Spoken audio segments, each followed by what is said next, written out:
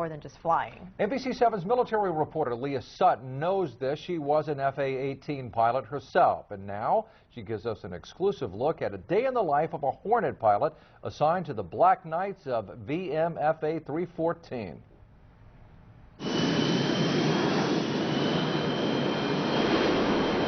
If one can be judged by the view from their office, John Baccarano is way up there. Just going off over the water and then coming back to San Diego, I see it as definitely a blessing.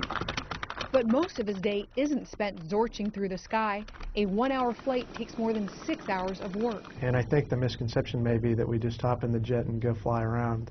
We have long days. Usually guys are work 10 hours a day so that they can fly and perform the other jobs that have been assigned. And those other jobs are mostly spent on the ground. John is flight training officer and trains all 16 squadron pilots for combat. For them, the flying part is simple, but these pilots fly a weapon.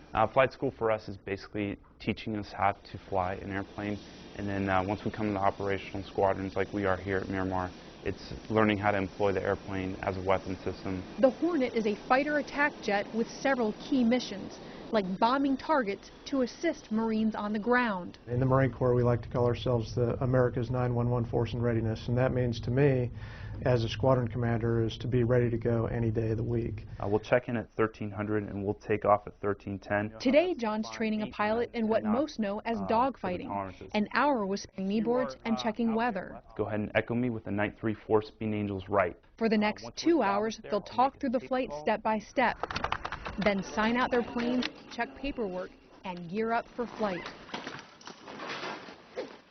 After hours of training, it all comes down to what's next: strapping on the jet and training for combat. That's the payoff and the test. One thing that we commonly say is that how the brief goes is how the flight's going to go. So if we put in the time and really thought through how we want to go execute the flight and then we brief it as such, the flights tend to go well.